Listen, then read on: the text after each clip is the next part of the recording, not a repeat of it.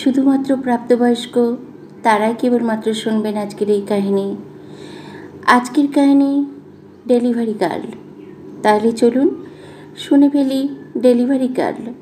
তবে গল্প শোনার আগে সবার কাছে রিকোয়েস্ট রইল, প্রত্যেকে লাইক, কমেন্টস ও আপনজনদের মধ্যে শেয়ার করবেন। আর যারা এখনও পর্যন্ত চ্যানেলটিকে সাবস্ক্রাইব করেননি, প্রত্যেকে চ্যানেলটিকে সাবস্ক্রাইব করে বেল আইকনে প্রেস করে দেবেন। নইলে হয়তো গল্প যাবে আপনার ফোনে, কিন্তু নাও দেখতে পারেন। কিন্তু যদি আপনি বেল আইকনে প্রেস করে দিয়ে থাকেন তাহলে নোটিফিকেশান যাবে এবং আপনি অবশ্যই গল্পটি শুনতে পাবেন। তাহলে চলুন শুনে ফেলি ডেলিভারি গার্ল।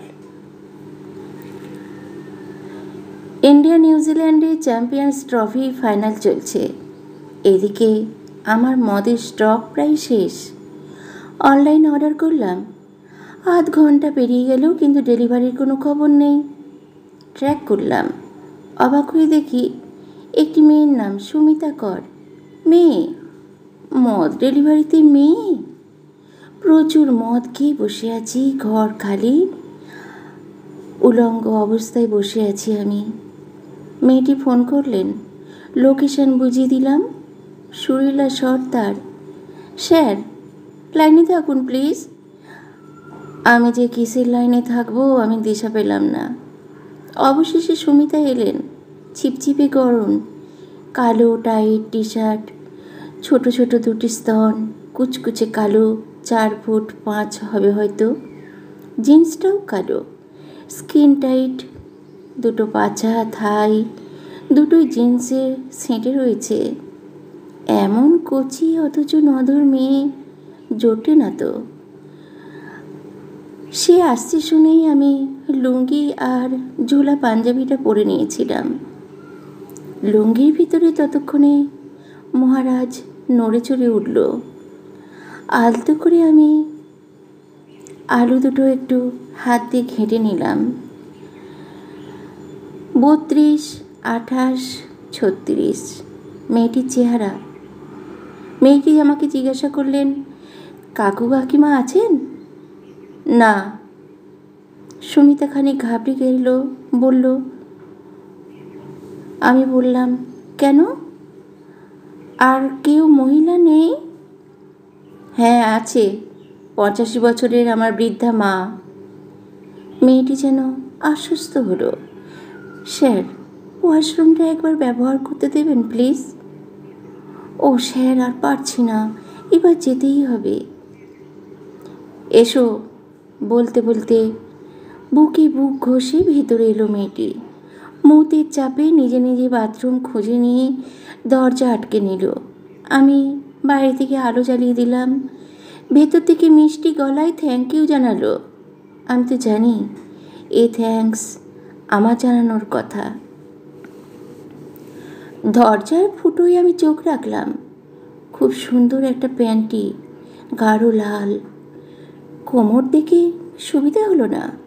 টি শার্ট পেটের ওপর তুলে নিল, জিন্সটা হাঁটুর নিচে নামালো, লাল প্যান্টি থায়ের নিচে নামালো, এদিক ওদিক দেখে বসে পড়ল।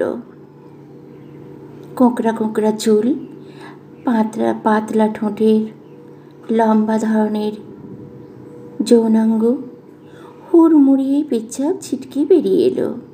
কি তোর রে বাবা, যেন মেজে ফাটিয়ে দেবে। অতটুকু শরীর থেকে এত মুখ, তলপেট নাভি সব কুচকে কুচকে ঢুকে যাচ্ছে। সোনালি মুতের স্রোত ফ্র ফ্র করে বেরিয়ে চলেছে। দুটো আঙুল দিয়ে পাতলা ঠোঁট দুটো ফাঁক করে দিল মেয়েটা। মোটা মোটা ভেতরের ঠোঁট দুটো দেখা গেল। নলের মতো হিসু বেরিয়ে আসছে সোনালি ধারা, বাথরুমের মেঝে ভাসাচ্ছে। নলটার ওপারে ভগাঙ্কুর, কিন্তু তাকে তো চটকানোর সুযোগ নেই। সে হিসু করতে করতে চারপাশ দেখছে। শ্রু শ্রু করে মতের স্রোত কমে আসছে। সে তার নিম্নাঙ্গের ঠোঁট চেপে আসছে তার। এরপর গামলায় জল ছিল, সে জল দিয়ে ভালো করে ধুয়ে নিচ্ছে। জায়গাটা জল ছিটিয়ে ছিটিয়ে ভালো করে ধুয়ে নেওয়াতে চুলগুলোও সব ভিজে গেছে। এখন সে চারিদিকে তাকাচ্ছে, প্যান্টটি পরলে ভিজে যাবে যে। এদিক ওদিক তাকাচ্ছে, কী দিয়ে মুছতে পারবে তাই হয়তো ভাবছিল। তাড়াহুড়োয় ব্যাগ নিয়ে ঢোকার কথা মনে নেই। আমাদের বাথরুমে টিস্যু থাকে। মেয়েটি খুঁজে পেয়ে আশ্বস্ত হলো। কয়েকটা টিস্যু ছিঁড়ে নিয়ে কচলে কচলে শুকিয়ে নিল। গাঢ় লাল প্যান্টটি কোমরে তুলে নিল।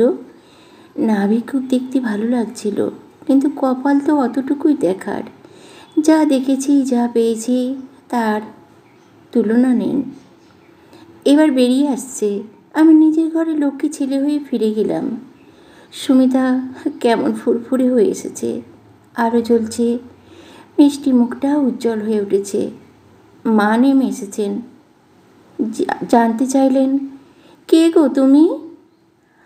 আমি স্যারের ডেলিভারিতে এসেছিলাম, খুব ওয়াশরুম পেয়েছিল। মা ওয়াশরুম বোঝেন না, তাকিয়ে আছেন। সুমিতা হেসে ফেলল। কাকিমা, বাথরুমে গিয়েছিলাম, পেচ্ছাপ পেয়েছিল জোর, তাই স্যারকে বললাম। স্যার আপনি আছেন বাড়িতে বললেন, তাই আমি ভিতরে আসলাম। মা সহানুভূতির সাথে বলল, হ্যাঁ আমাদের মেয়েদের এই অসুবিধে।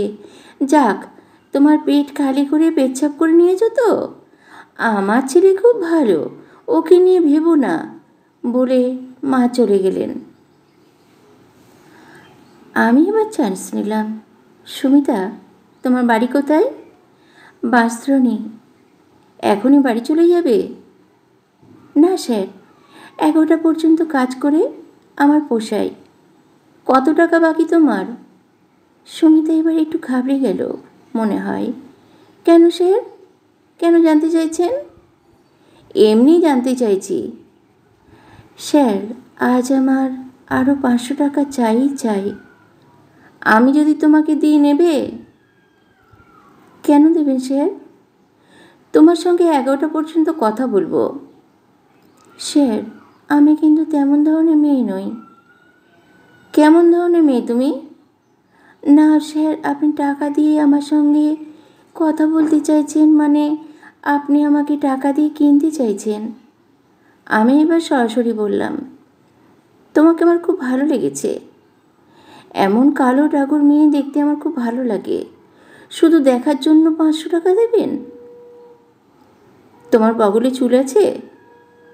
ছি, আপনি কি যে বলেন। লগ আউট করে নাও, 1000 টাকা দিচ্ছি, বলে 200-500 টাকার নোট ওর হাতে দিলাম। টি শার্টের হাতা কাঁধে তুলে দিল 2 বগলের ওপরে। কামানো বগল দেখে রাগ হলো। আমি তো বগলে চুল পছন্দ করি, কিন্তু বগলে চুল নেই। আরও 500 টাকা দুটো নোট ওর হাতে দিয়ে বললাম, তোমার ওখানে নিশ্চয়ই চুল আছে। 2000 টাকা একসঙ্গে পেয়ে সুমিতা তখনই লগ আউট করে নিল। আমি তো আগেই দেখেছি ওর নিম্নাঙ্গে চুল আছে। মেয়েটির ঘামে ভিজে আছে শরীর। আমি জাপটে ধরলাম সুমিতাকে। আমার মহারাজের ঘষা লাগলো মেয়েটির গায়ে। সুমিতা জিন্স নামিয়ে গাঢ় লাল প্যান্টি নামিয়ে দিল। দেখুন, কত দেখবেন, তবে কিন্তু চুষতে যাবেন না। না না, আমায় গাইতে বলো না, এমনই কথা। আমি মুখ ঠুসে দিলাম। কোকড়া কোকড়া চুল। মেয়েটা প্রথম বোধহয় জিভের স্বাদ পেয়েছে, সেরকমই মনে হলো আমার। আমি জানতে ইচ্ছে করলো আমার।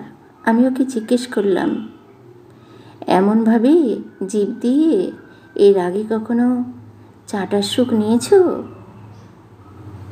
না স্যার, তাই তো আপনাকে মানা করছিলাম।